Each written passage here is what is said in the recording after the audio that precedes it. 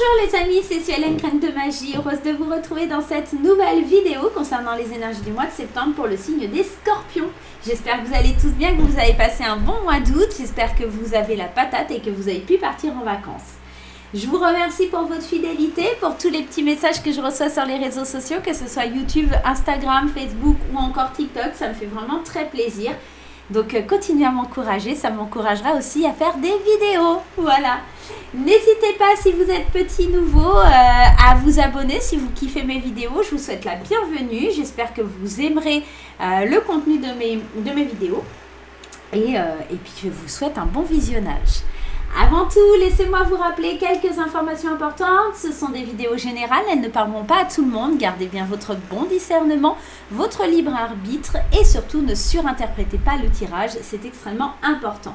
Si vous souhaitez des compléments d'information ou un tirage qui vous correspond plus personnellement, j'ai envie de vous dire, n'hésitez pas à aller consulter votre signe ascendant lunaire et en Vénus, ça vous aidera un peu plus.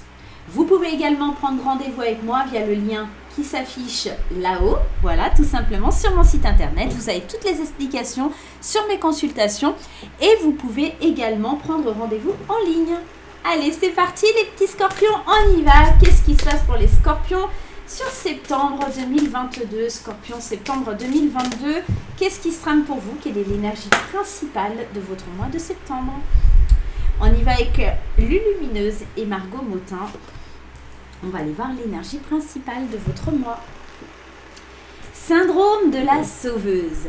Tu as développé le syndrome de la sauveuse. Ne t'inquiète pas, ce n'est pas dangereux, juste un peu fatigant. Une héroïne, c'est celle qui arrive à sauver tout le monde.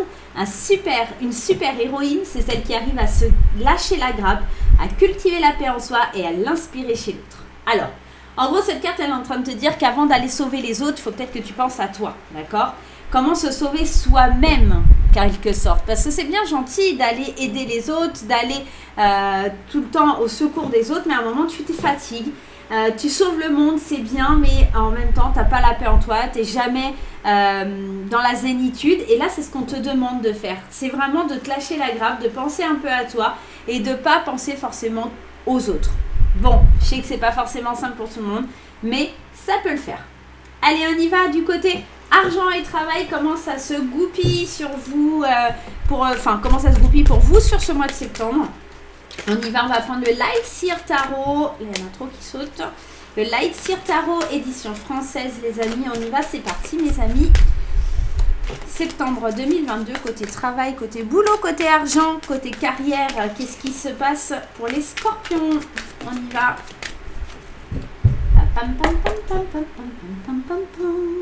Allez, on y va. Hop, hop, hop. L'as de coupe.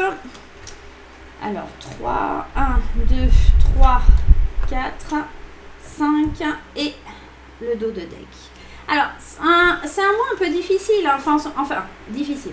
C'est un mois un peu difficile parce qu'en fait, vous êtes dans l'auto-sabotage. Pourquoi je vous dis ça? En plein centre de votre tirage, on a un vide d'épée. Le vide d'épée qui nous parle de croyances limitantes, d'auto-saboter, de s'isoler. Vous voyez, si vous regardez un petit peu cette image, elle est libre, d'accord? Mais quand elle se regarde dans le miroir, elle a l'impression d'être emprisonnée. Ce sont vos pensées qui sont en train de vous emprisonner pour ne pas vous laisser vivre pleinement votre vie. Alors, on a l'impression que vous avez envie d'ouvrir votre cœur au monde entier, vous avez envie de confronter vos idées, vos désirs, vous avez vraiment envie d'être dans l'inventivité, vous avez envie de faire découvrir votre monde, votre univers à tout le monde. Néanmoins, vous manquez de confiance en vous. Et ici, à un moment donné, c'est beau parce qu'on a la reine et le roi d'épée. Donc, on est réaliste, on est intelligent, on est tranchant aussi. La reine d'épée, c'est quelqu'un qui est assez tranchante. Et idéaliste, réaliste, elle sait qu'elle doit couper avec ses peurs, elle sait qu'elle doit couper avec ses schémas négatifs pour renaître, d'accord? Et le roi, il va l'aider dans le sens où c'est quelqu'un d'analytique, c'est quelqu'un qui a un regard objectif sur la situation, c'est quelqu'un qui rétablit l'ordre. Donc, j'ai l'impression qu'à la fin du mois, tous les sentiments un petit peu difficiles que vous pouvez ressentir sur le fait de ne pas avoir confiance en vous, la reine d'épée et le roi d'épée, ils vont mettre tout en œuvre. Alors, cette reine et ce roi d'épée, je pense que c'est votre mental qui se met en place en disant non, je ne peux pas me laisser m'apitoyer sur mon sort, je dois réagir, je dois être intelligent ou intelligente et je dois faire les choses comme il faut. Je dois aller trancher, couper ces liens qui me retiennent à des pensées qui n'ont pas lieu d'être. J'ai la sensation qu'au niveau du travail, il y a vraiment un renouveau parce que quelque chose de différent. Parce que cette carte-là, cette carte du jugement, c'est un appel à évoluer. C'est un appel à grandir. C'est un appel à voir les choses différemment. J'ai tout qui s'envole avec le ventilateur. C'est un appel à changer les choses et à renaître. J'ai la sensation que vous avez envie de changer de métier, changer de poste. Vos envies sont différentes. Vous avez envie de vous libérer de quelque chose. Parce que, tout simplement, avec ce 10 de bâton, il y a trop de poids sur vos épaules. C'est trop fatigant, c'est trop usant. Ça fait un petit moment que ça dure. Et là, on rêve d'entreprendre autre chose, d'être plus léger, d'être plus passionné par ce qu'on fait. J'ai la sensation que là, sur ce mois de septembre, il y a une espèce de déclic qui vous dit « J'en ai marre d'être emprisonné dans des conclusions qui ne sont pas bonnes, d'être emprisonné par des sentiments, des émotions qui ne sont pas bonnes parce que moi, j'aimerais ouvrir mon cœur, montrer de quoi je suis capable et en fait, je me limite parce que j'arrive pas à trancher et à prendre des décisions pour prendre ce nouveau départ et vivre cette renaissance. Pour beaucoup, j'ai la sensation, en fait, vous êtes toujours là pour les autres, mais vous ne vous écoutez plus. Et là, c'est là le drame. C'est-à-dire, je comprends que ce métier ou ce poste ou le fait d'être au chômage, c'est plus du tout pour moi et qu'il va falloir que je me montre de quoi je suis capable. Et là, il y a un renouveau. À la fin du mois de septembre, on sent qu'il y a un renouveau en se disant, mais non, là, ça y est, c'est fini, je dois le faire. Là, c'est pas s'occuper des autres. Ok, c'est bien d'aller s'occuper des autres, mais là, moi, j'ai besoin de m'occuper de moi. Au niveau du boulot, qu'est-ce que je veux faire? Qu'est-ce qui me passionne? Qu'est-ce qui me donne l'envie? Pourquoi je veux me lever chaque matin, en fait? Il y a vraiment cette idée-là. Et après, c'est à vous de mettre en place les choses. Mais moi, j'ai l'impression qu'à la milieu du mois, c'est vrai qu'on va avoir une phase de découragement. Peut-être début septembre, vous allez vous dire « Ah, j'ai envie de faire ça, j'ai envie de montrer ça. » Et à la milieu du mois, il y a tout qui retombe, des peurs qui viennent s'installer. Peut-être quelqu'un qui vient instaurer des peurs. Oui, mais si tu fais ça, tu te rends compte comment tu vas faire, nanana. Et à la fin du mois, non, on reprend son leadership là, avec ce roi et sa reine d'épée, et on se dit non, mais là, il faut que je rétablisse l'ordre, que je regarde droit devant moi et que je sache où je vais, parce que là, je fais n'importe quoi. Je dois surtout couper les liens avec ces difficultés mentales là qui m'obsèdent pour renaître. Je dois faire quelque chose de différent parce que ça me pèse de trop. Il y a quelque chose qui m'épuise, qui me fatigue. Et je ne peux pas rester dans cette surcharge émotionnelle, dans cet épuisement constant. Je dois vraiment me reprendre en main et aller faire ce qui me plaît. D'accord? Tout simplement. Entreprendre avec puissance ce qui me plaît. Moi, c'est le message que j'entends pour vous au niveau du travail. Allez, on y va. On va aller voir au côté sentimental. Qu'est-ce qui se passe du côté sentimental? Dites-moi ce que vous pensez de ce nouveau format. J'espère qu'il vous plaît, en tout cas. Allez, on y va avec l'Améthyst Love au niveau sentimental. Qu'est-ce qui se passe au niveau sentimental avec l'Améthyst Love, sentimentalement parlant? Allez, niveau sentimental, on y va. Allez, l'addiction, le choix, 3, 4, 5, le manque de dialogue, l'amour éphémère, les invitations. Alors, qu'est-ce qu'on a au niveau sentimental? Je vais commencer par les célibataires, mais que vous soyez célibataire, en couple, en hétéro, gay, en union libre, enfin peu importe, hein, en triangulaire ou en polyamour, tout ça, ça peut vous concerner, donc écoutez bien les deux. Alors, ici, on va commencer par les célibataires et on sent qu'il y a une dépendance affective, soit quelque chose de votre passé, soit une dépendance par rapport à la drogue ou à l'alcool ou des choses comme ça. Donc, il va falloir faire un choix, retrouver plus de sagesse, d'accord? Parce que ça vous amène à vous isoler au niveau sentimental. Il y a un manque de dialogue, vous êtes dans une solitude et puis du coup, vous enchaînez les relations éphémères et ça ne marche pas. Tout simplement parce que les sorties, tout ce que vous projetez, ça tombe à l'eau. On est dans le négatif ici. Hein. Ça vous empêche de vous élever. Je pense que cette petite addiction, alors je ne sais pas quelle dépendance ça pourrait être vis-à-vis de vous, mais il y a quelque chose qui est malsain. Alors peut-être que ça peut être une addiction à vouloir sauver les autres, hein, tout simplement, ça peut être ça. Une addiction à toujours être là pour les autres, mais ne pas vous écouter sur vos propres sentiments, sur vos propres envies, tout simplement. Il va falloir faire des choix avec une grande sagesse. Il y a peut-être une personne âgée aussi qui peut vous aider à faire certains choix pour pouvoir avancer évoluer, grandir, changer un petit peu votre façon de voir l'amour. Et puis surtout sortir un petit peu du silence, de cette solitude. C'est peut-être ça aussi le syndrome de la sauveuse, il y a peut-être aussi dans le travail, mais il y a peut-être aussi dans l'amour, cette idée de commencer à penser à soi et à guérir de certaines blessures. Pour les couples ici, attention aux dépendances, on peut être dépendant à l'autre. Hein. Il y a un moment donné, il faut prendre des décisions parce que on ne peut pas continuer à évoluer, à grandir comme ça. Il faut sortir de l'isolement et dire ce qu'on pense. J'ai la sensation aussi qu'il pourrait y avoir des invitations à être plus léger. Attention à vous ou à votre partenaire qui pourrait justement avoir une addiction à flirtouiller à droite à gauche. On peut être dans ça. Attention, les projets de vie en commun sont remis en question parce que effectivement, y a de la flirtouille, voilà, on a tendance à aller batifoler, à aller voir ailleurs et c'est compliqué au sein du couple. C'est compliqué au sein du couple. Mais là, ce qui m'embête, c'est que à un moment donné, votre partenaire, avec grande sagesse, pourrait faire le choix d'aller rompre, d'aller couper le lien parce que vous avez une dépendance que vous n'arrivez pas à soigner, que vous n'arrivez pas à guérir. Il faut aussi vous dire que là, on vous invite à sortir d'une situation qui est peut-être éphémère, hein. C'est peut-être quelque chose qui ne dure pas. Hein. On est peut-être dans ça, mais en tout cas, il faut vraiment... j'ai envie d'aller mettre une carte sur cette grand-mère, là. Ouais, c'est instable. Hein. Ok. Si vous êtes en couple, la relation, elle est complètement instable, en fait. Vous avez envie de vieillir, grandir ensemble, machin. Et c'est peut-être une grand-mère, une maman ou quelqu'un de confiance qui vient vous dire « Attends, mais regarde, ton union, là, elle n'est pas stable du tout. T'es pas heureux, t'es pas heureuse. » Il y a quelque chose qui ne matche pas quoi dans cette union. Il y a un manque de dialogue, on ne communique pas, on flirtouille à droite à gauche, que ce soit vous ou votre partenaire, on fait des sorties mais seul, on s'isole complètement du monde et les projets ne donnent pas, n'avancent pas, on ne s'élève pas. Il y a des personnes hypocrites, il y a des secrets, il y a de la trahison dans ça. Alors, ça ne va pas parler à tout le monde, hein, bien entendu, mais attention les amis, attention quand même.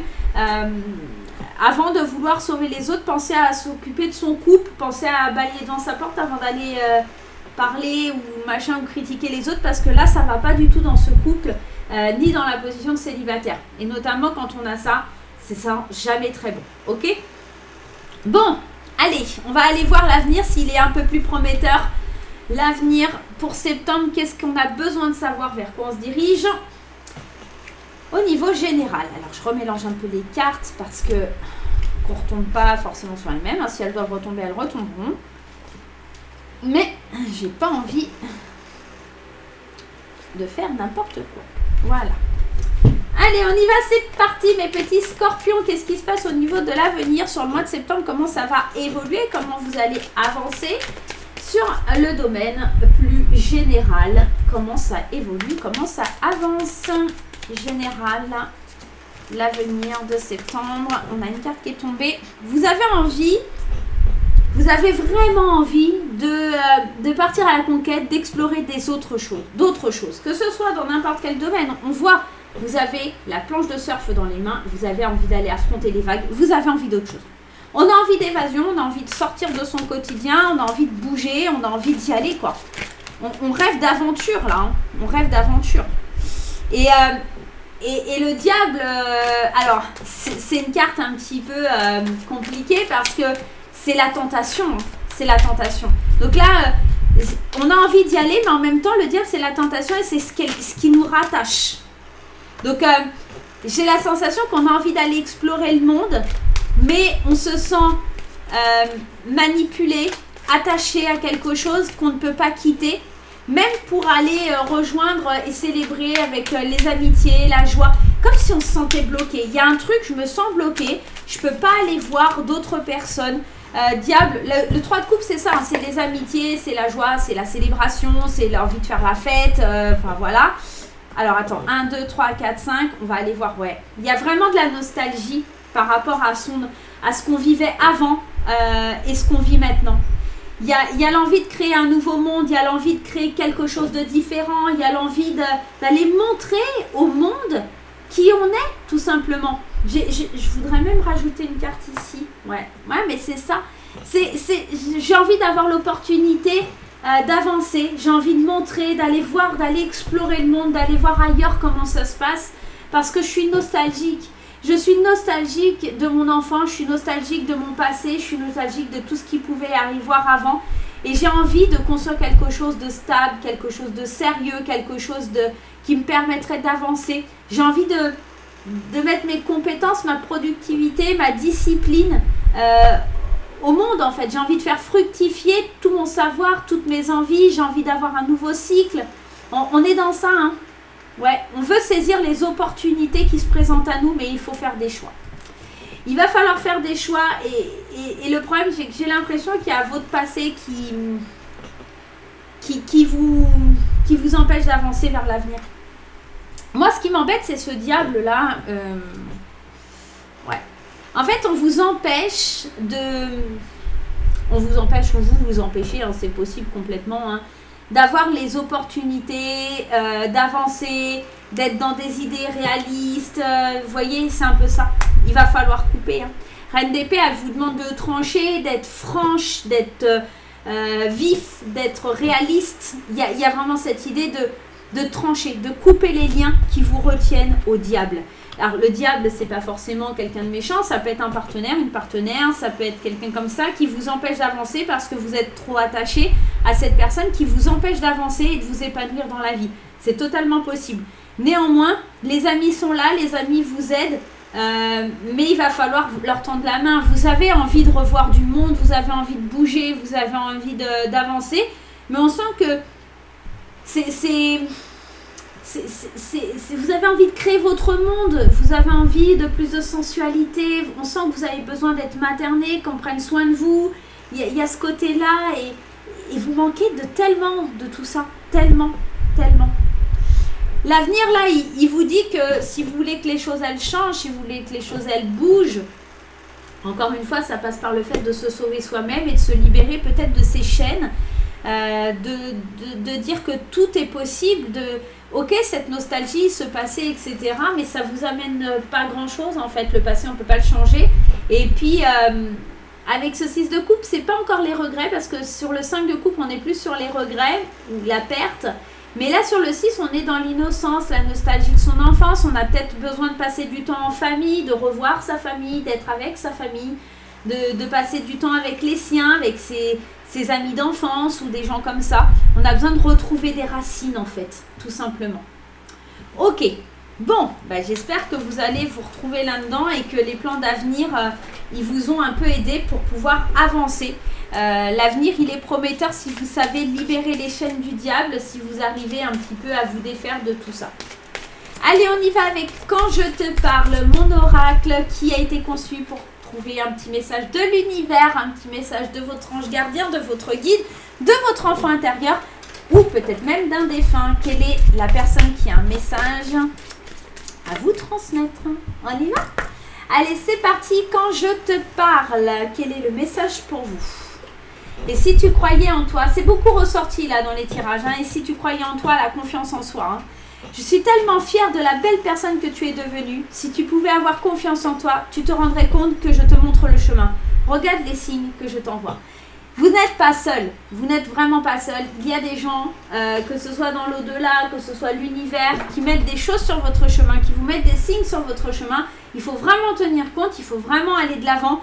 Soyez fiers de vous, soyez fiers de la belle personne que vous êtes devenue. Vous devez avoir confiance. Regardez les signes, vous allez pouvoir trouver la lumière au bout du tunnel. Voilà les amis scorpions, j'espère que ce petit tirage vous aura parlé, vous aura guidé, vous aidera pour ce mois de septembre. Moi je vais vous faire plein de gros bisous. N'hésitez pas, si vous avez aimé, à mettre des petits pouces en l'air, des commentaires, à partager la vidéo et pourquoi pas à vous abonner et à cliquer sur la petite cloche pour recevoir les notifications. Je vous dis à très très vite. Bye bye.